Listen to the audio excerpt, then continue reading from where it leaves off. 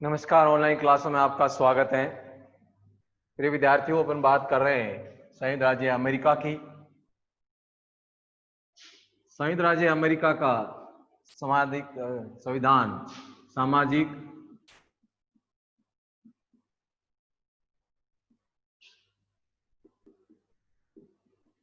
आर्थिक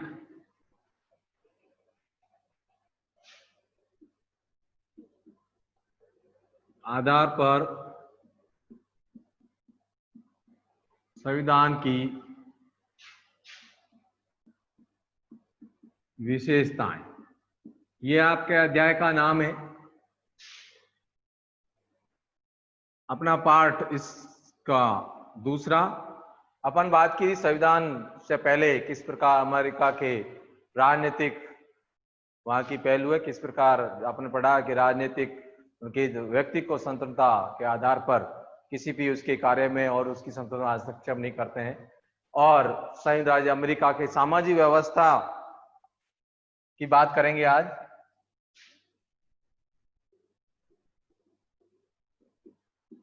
अमेरिका की सामाजिक व्यवस्था जिस प्रकार बताएं कि कितने लगभग उनकी किस प्रकार लोग रह रहे हैं और क्या उनकी सामाजिक व्यवस्था है, किस प्रकार उनकी जातियां हैं और उनके राजनीतिक पहलू आपने पढ़ा। तो सामाजिक व्यवस्था क्या है अमेरिका की? सामाजिक व्यवस्था मैंने लिखा था उसका कितना क्षेत्रफल है। लगभग 58,26,629 वर्ग क्षेत्र में फैला हुआ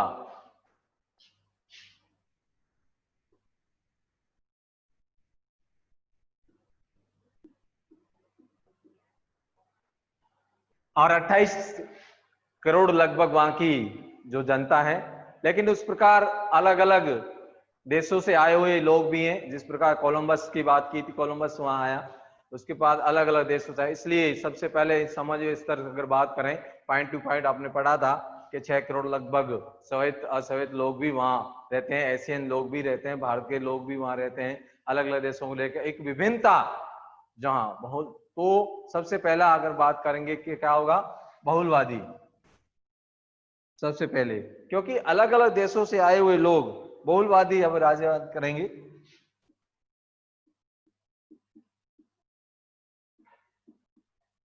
पहले अगर पॉइंट की बात करें, बहुलवादी बहुलवादी से अलग अलग देशों से आए हुए। तो भारतीय जो जिस प्रकार थिंकर ने लिखा है कि कोलंबस ने अलग अलग द्वीपों की खोज की, उससे बाद यूरोपियन देशों में अमेरिकन जाने का रास्ता खुल गया। इसलिए यूरोपियन देशों के लोग और एशियन देशों के लोग और भी लोग धीरे धीरे आके वहां बस गए। तो और धीरे धीरे उन्होंने अपने वहां की परिस्थिति को और अपनाना शुरू किया। जब बहुत सारे लोग अपने इकट्ठे होते हैं तो बहुत सारी विचारधारा भी सामने आती है। तो अलग अलग लोगों ने मिलकर अलग अलग नई नीति को अपनाना शुरू कर दिया, चाहे वो राजनीति हो और मिलीजुली विचारधारा हो।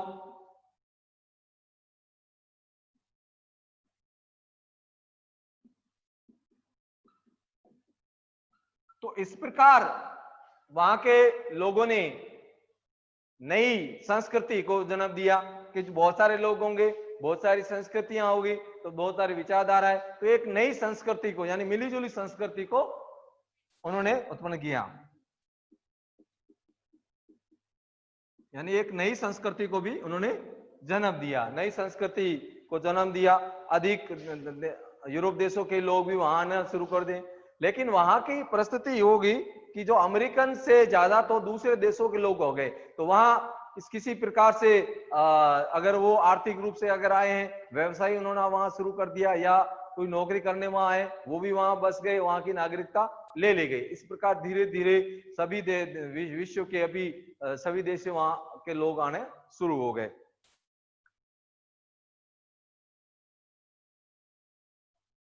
और वहां की परिस्थिति को अनुकूल बनाने की कोशिश की, और इस प्रकार वहां के कई लेखों के दोष आने के बाद ये एक बन गया बहुलवादी विचारधारा।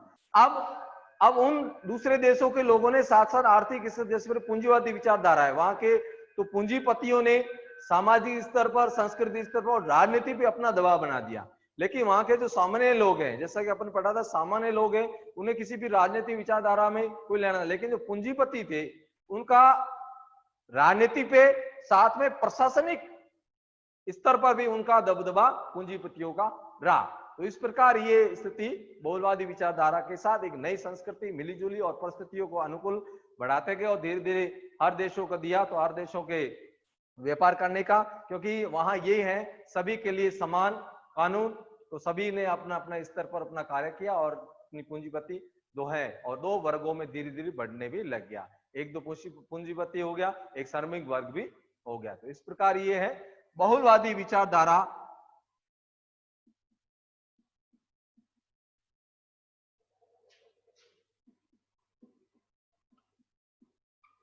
बहुलवादी विचारधारा का जन्म हुआ।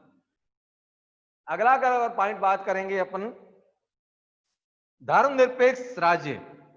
अमेरिका एक धर्मनिरपेक्ष राज्य की बात करता है।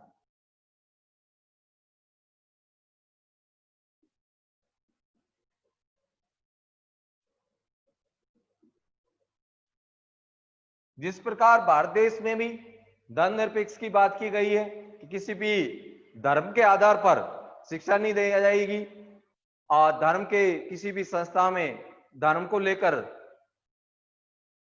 शिक्षित नहीं किया जाएगा, या धर्म एक ही धर्म को लेकर पढ़ाया जा रहा है उसको बताया जा रहा है।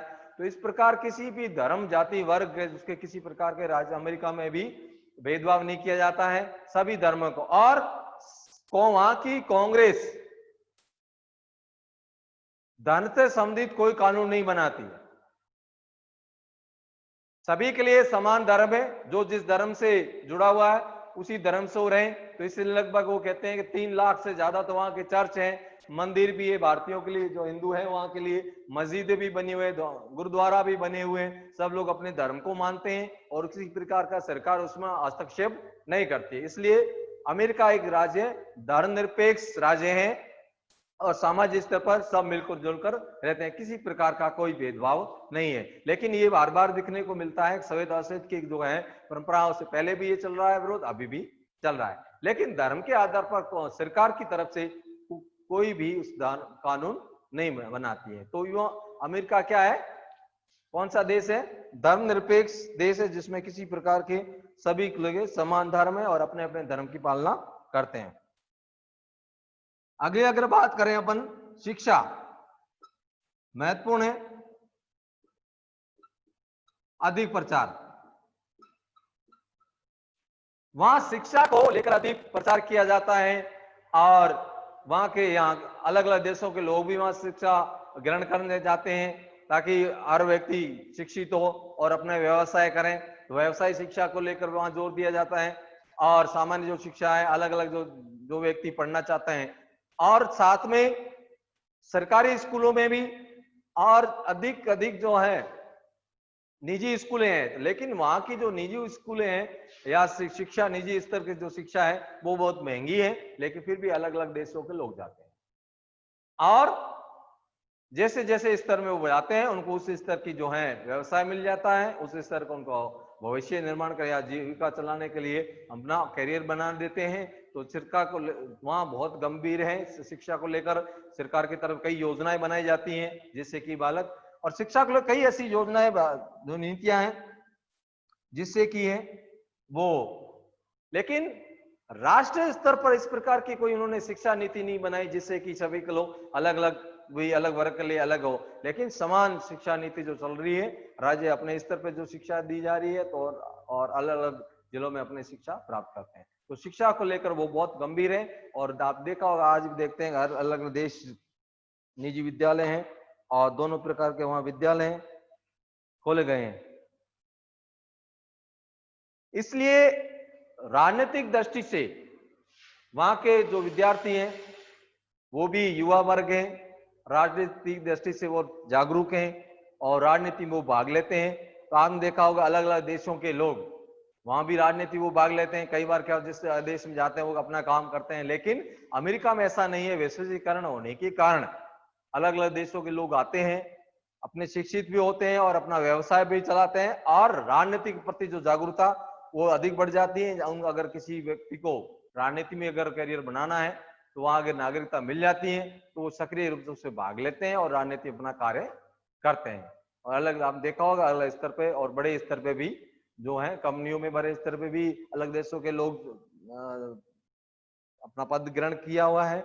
और इस प्रकार की जो वहाँ की जो नीतियां हैं, शिक्षा की नीति है कि सभी को शिक्षा मिले, तो इस प्रकार शिक्षा को लेकर वहां अमेरिका बहुत गंभीर है। और आती है महिला को समस्या को भी लेकर भी। अगला जो है जातीय समस्या, पहले भी थी और अब भी बन रही। जातियों की समस्या को लेकर क्या होता था,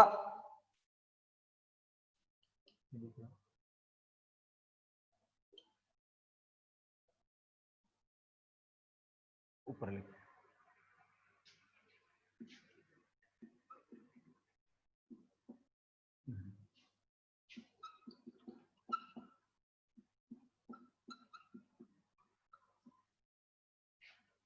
पहले क्या होता था, अश्वेत लोगों को, ये परंपरा रही है, अलग अलग देशों के लोगों को पकड़ करके वहां गुलाम बनाया जाता था और वहां कार्य कराने के लिए बुलाया जाता। इस प्रकार की धीरे धीरे जैसे कि उनकी वंशेज बढ़ती गई और ये समस्या और बढ़ती गई, सरकार की तरफ से कोशिशें भी की गई वर्तमान समय में। और लेकिन राष्ट्रपति ट्रूवेल ने अपनी नीतियां बनाई, रूजवेल्ट ने अपनी नीतियां बनाई, लेकिन उसमें किसी प्रकार का सुधार नहीं हुआ। तो इस प्रकार श्वेत अश्वेत को लेकर, क्योंकि जब बहुत सारी जातियां वहां शामिल हो जाती है तो मिलीजुली एक अलग से विचारधारा पनपने लगी। तो जातियों को लेकर भी वह गंभीर समस्याएं पहले समय में थी और आज समय में भी इस प्रकार की समस्याएं, क्योंकि बहुत सारे लोग दूसरे देशों के आ गए हैं तो वहां रंग भेद को लेकर, विचारधारा को लेकर, सामाजिक स्तर को लेकर, संस्कृति को लेकर, तो इस प्रकार की विरोधाभास हमेशा रहा है। तो आज भी इस प्रकार की विरोधाभास अमेरिका में दिख रहा है। तो वहां के राष्ट्रपति भी इस प्रकार कोशिश करते हैं, योजनाएं बनाई सरकार ने, लेकिन उसमें वो सफल न हो पाए, क्योंकि अलग अलग विद्यालयों की व्यवस्था की गई है और वहां विद्यालयों को में भी, विश्वविद्यालयों में भी इस प्रकार की जो घटनाएं घटित होती है और सामाजिक स्तर पर और राजनीतिक स्तर पर इस प्रकार की घटनाएं हो रही हैं।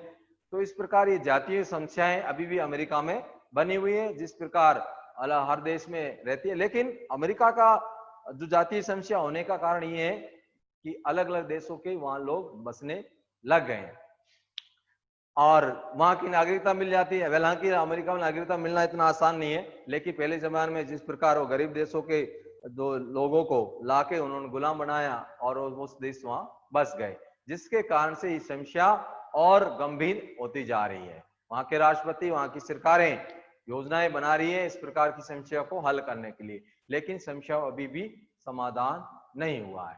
तो बहुलवादी विचारधारा है, धर्म निरपेक्ष राज्य हैं, आर्थिक सामाजिक व्यवस्था में अगर बात करें, और उसके साथ साथ जातीय समस्या है और शिक्षा को लेकर भी वहां अधिक प्रचार किया जा रहा है। और महिलाओं की स्थिति अगर बात करें,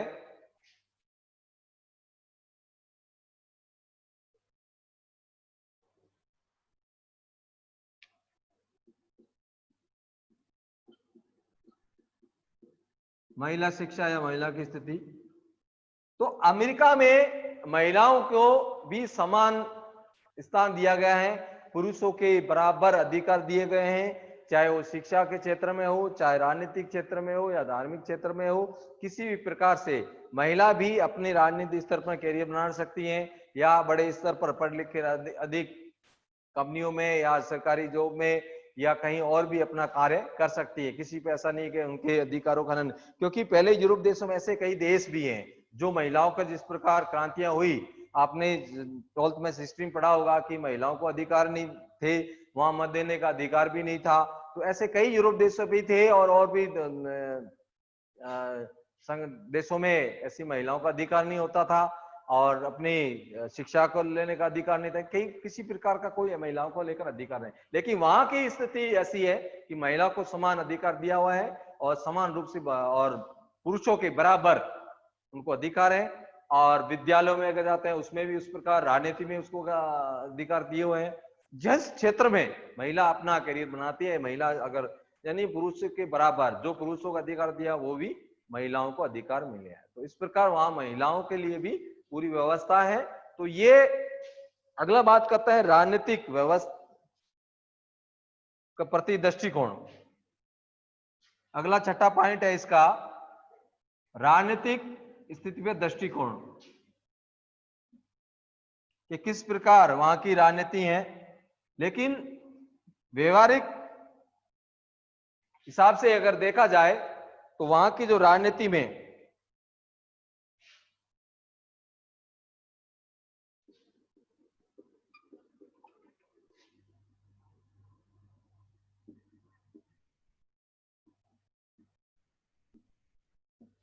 राजनीतिक व्यवस्था के प्रति दृष्टिकोण,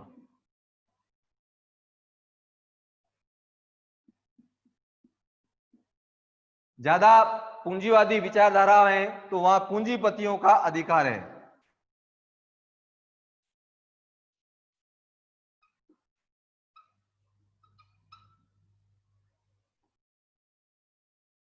और वहां ये इस धर्म इस वे में रहते हैं धार्मिक लोग कि जो हो रहा है राजनीति वो अच्छा ही होगा, हमारे लिए अच्छा होगा।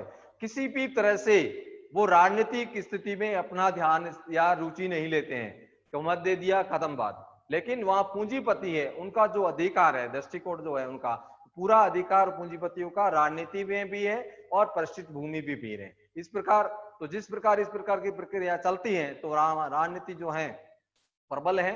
और अमेरिका सदैव ये रहता है कि जो छोटे देश हैं और उन देशों पर, क्योंकि वैश्वीकरण होने के बाद तो अपनी कंपनियों को दूसरे देशों में और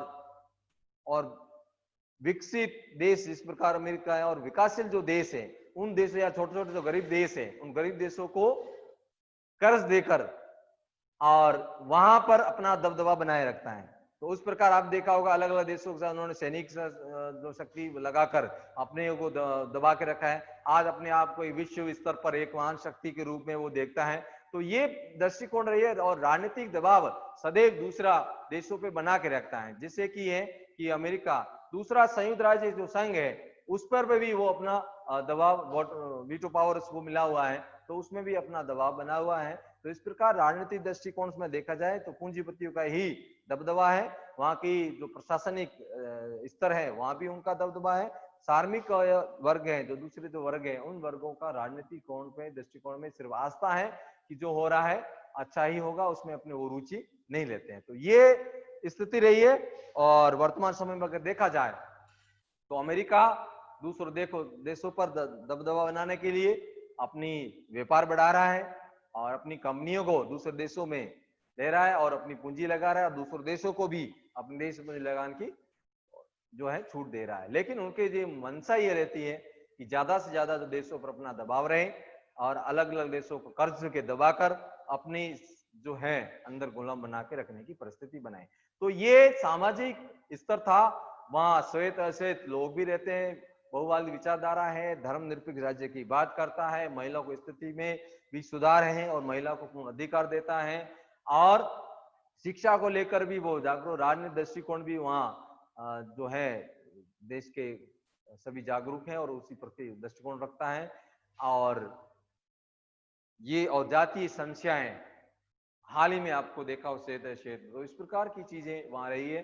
तो वहां के जो राष्ट्रपति हैं वो भी कोशिश करते हैं कि, लेकिन अलग अलग राष्ट्रपति जब आते हैं कुछ राजनीति दूसरे देशों के प्रति उनकी विदेश नीति सकारात्मक रूप रहती है किसी राष्ट्रपति की जो हर अलग अलग देशों के साथ भी इससे अपना जहां स्वार्थ दिखता है अमेरिका को तो वहां अपना वो उस विषय की नीति रखता है।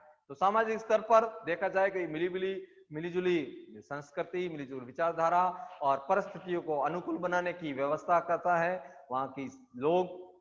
तो अब अपन आगे पढ़ेंगे संयुक्त राज्य अमेरिका में आर्थिक व्यवस्था किस प्रकार है, वहां की जो कैसे व्यवस्था चलती है, लोगों को किस प्रकार अधिकार मिले हुए हैं, व्यवसाय कैसे करते हैं। तो ये सारी चीजें आर्थिक व्यवस्था में पढ़ेंगे और हस्तक्षेप का जो सिद्धांत है वो भी अपनाते हैं।